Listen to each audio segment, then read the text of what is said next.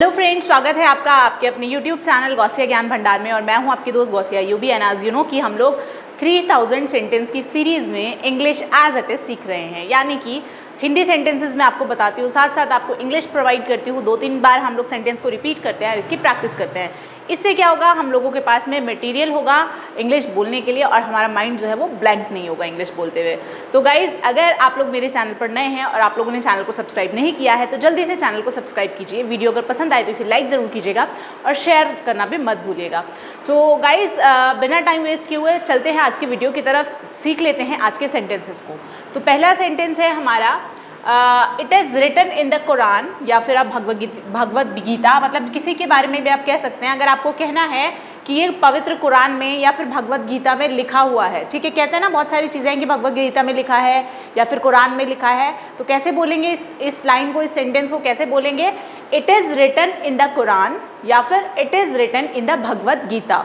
Okay, अगर आपको बोलना है ये कुरान में लिखा है या ये भगवद गीता में लिखा है तो it is written in the Quran या फिर it is written in Bhagavad Gita. जहाँ भी लिखा है वहाँ पर आप उसका नाम मेंशन कर सकते हैं। गाइज, हम लोग क्या कर रहे हैं, ये sentence as it is mug up कर रहे हैं। तो आपको क्या करना है, एज इट इज़ वाले सेंटेंस मतलब मैं आपको हिंदी बता रही हूँ, इंग्लिश आप लोग मेरे साथ ही रिपीट करते रहिए सो दैट आप लोगों को क्या हो, ये सेंटेंसेस याद हो जाएं। और सिर्फ एक ही चीज़ है जो आपको परफेक्ट बना सकती है, that is called practice. Okay, तो मेरे साथ प्रैक्टिस करते रहिए और सीख लीजिए इंग्लिश को जल्दी से। Next is the beggars clothes were torn, भिखारी के कपड़े फटे हुए थे। भिखारी के कपड़े फटे हुए थे अगर आपको बोलना है तब आप बोलेंगे the beggars clothes were torn. भिखारी की जगह आप जिसके भी कपड़े फटे हों आप बोल सकते हैं, ठीक है। तो the beggars clothes were torn, the beggars clothes were torn. Next, did you have something, क्या तुम्हारे पास कुछ था, क्या तुम्हारे पास कुछ था। Did you have something, we have something, we have something. अगर आपको कहना है हमारे पास कुछ है, हमारे पास कुछ है के लिए आप यूज़ करेंगे we have something, we have something. Next is for whom was I there, for whom was I there, मैं किसके लिए वहाँ था। अगर आपको कहना है मैं किसके लिए वहाँ था तो आप दो तरीके से कह सकते हैं। पहला तरीका है for whom was I there, for whom was I there, and second है whom was I there for, whom was I there for। तो आप दोनों ही तरीके से कह सकते हैं। गाइस, हिंदी आप नोट करते रहिएगा, साथ साथ इंग्लिश यहाँ पर आपके सामने है, स्क्रीनशॉट आप चाहें तो ले सकते हैं, लेकिन प्रैक्टिस मेरे साथ साथ आपको करनी है। मैं 2 से 3 बार सेंटेंसेस को रिपीट कर रही हूँ, एज इट इज़ आपको जल्दी से याद हो जाएंगे। प्लीज़ मगअप करते रहिए। Next is he is waiting for you. देखिए कितनी बार हम लोग कहते हैं वो तुम्हारे लिए रुका हुआ है, तुम्हारे लिए रुका हुआ है मतलब कि तुम्हारा इंतज़ार कर रहा है, ठीक है। तो ही इज़ वेटिंग फॉर यू, वह तुम्हारे लिए रुका हुआ है या वह तुम्हारा इंतज़ार कर रहा है या प्रतीक्षा कर रहा है, तब आप बोलेंगे he is waiting for you. Next is you were inside the house, तुम घर के अंदर थे।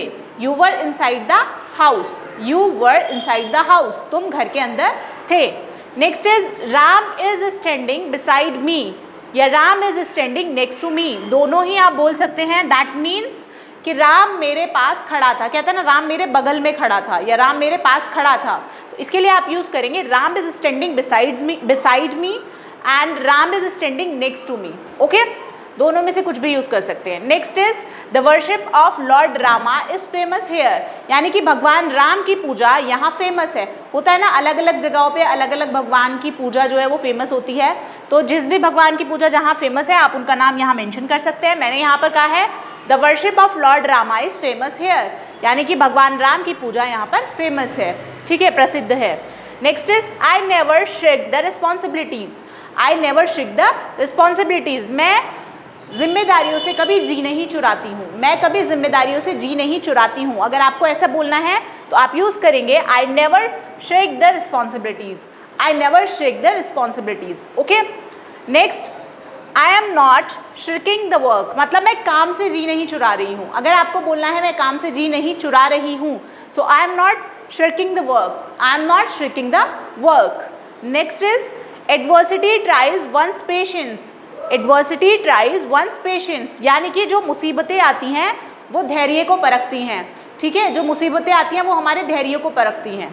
तो adversity tries one's patience. Next is I intend to meet you today, I intend to meet you today, मेरा आज तुमसे मिलने का इरादा है, मेरा आज तुमसे मिलने का इरादा है। इसके लिए आप बोलेंगे I intend to meet you today, I intend to meet you today. Next is he intends to cheat you, यानी कि उसका इरादा तुम्हें धोखा देने का है या फिर उसका तुम्हें धोखा देने का इरादा है, तो इसके लिए आप यूज करेंगे he intends to cheat you, he intends to cheat you. Next is this road shortened our journey. कभी कभी ऐसा होता है ना, हम कोई छोटा रोड ले लेते हैं जिसकी वजह से क्या होता है, हमारा जो जर्नी होती है वो छोटी हो जाती है। तो इस रोड ने हमारी यात्रा को छोटा कर दिया, इस सड़क ने हमारी यात्रा को छोटा कर दिया। उसके लिए आप क्या यूज करेंगे, this road shortened our journey, this road shortened our journey. Guys repeat करते रहिए और वीडियो पसंद आए तो इसे लाइक जरूर कीजिएगा। शॉर्टन दिस स्टिक, अगर आपको कहना है कि इस लकड़ी को थोड़ा काट दो या इस लकड़ी को काट दो, तब आप बोलेंगे shorten this stick, shorten this stick. Okay, next is I don't want to be addicted to it, I don't want to be addicted to it का मतलब होता है दोस्तों कि मैं इसका आदी नहीं होना चाहता हूँ, मैं इसका आदी नहीं होना चाहती हूँ। ठीक है, तो I don't want to be addicted to it, I don't want to be addicted to it. Next is he is addicted to smoking, that means कि वो स्मोकिंग का आदी है, यानी कि वह धूम्रपान करने का आदी है।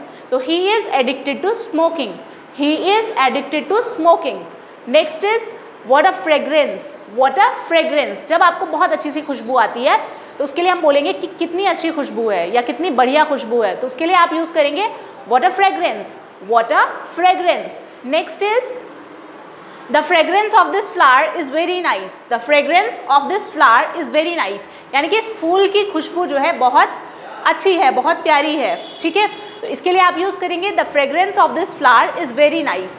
और आप ये भी यूज़ कर सकते हैं, दोनों ही यूज़ कर सकते हैं, this flower smells great, this flower smells great.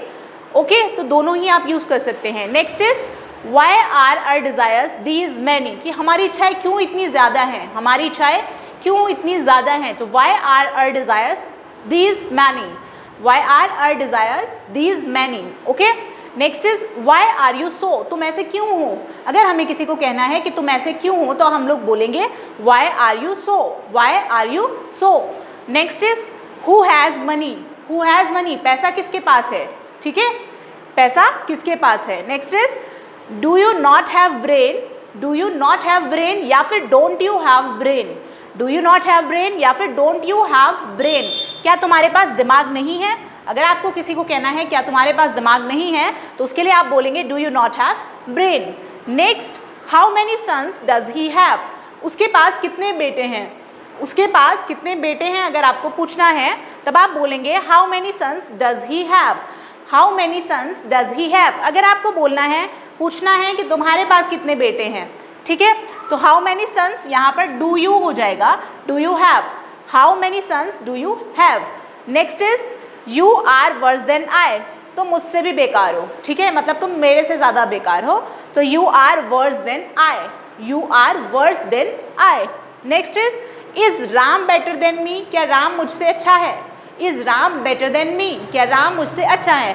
अब ये राम का एग्जाम्पल मैंने ऐसे लिया है, आप किसी का भी एग्जाम्पल ले सकते हैं। ठीक है, तो is she better than me या is he better than me, आपको जो भी जिससे भी कहना है, जिसके बारे में भी कहना है, आप यहाँ पर according to your choice use कर सकते हैं। सो गाइज देखिए कितने ईजी सेंटेंसेज हैं और ऐसे सेंटेंसेज हैं, हो सकता है कि हम लोगों को ये आते भी हों एंड बहुत सारे लोगों को हो सकता है कि नहीं भी आते हों, है ना, लेकिन फिर भी हम लोग क्या करते हैं, हम लोग बोलना शुरू नहीं करते। तो ये जो सीरीज़ स्टार्ट करने का, ये इनिशिएटिव लेने का मेरा जो मोटिव है वो यही है, ताकि आप लोगों के पास सेंटेंसेज हों, आपके पास आइडियाज़ हों कि आप किस तरीके से इंग्लिश बोलनी स्टार्ट कर सकते हैं। तो आपको बेसिकली आइडिया जनरेट करने के लिए मैंने ये सीरीज़ स्टार्ट की है और आप लोगों के लिए मैं ये सेंटेंसेस लेकर आई हूँ। सो आने वाली वीडियोस में भी हम लोग इसी तरह के सेंटेंस के बारे में बात करते रहेंगे और थोड़ा लेवल को और एडवांस करेंगे। सो आई होप कि वीडियो आपको पसंद आया होगा, पसंद आया तो इसे लाइक ज़रूर कीजिएगा, शेयर कीजिएगा और चैनल को सब्सक्राइब करना मत भूलिएगा। Thank you so much for watching. खुश रहिए, मुस्कुराते रहिए।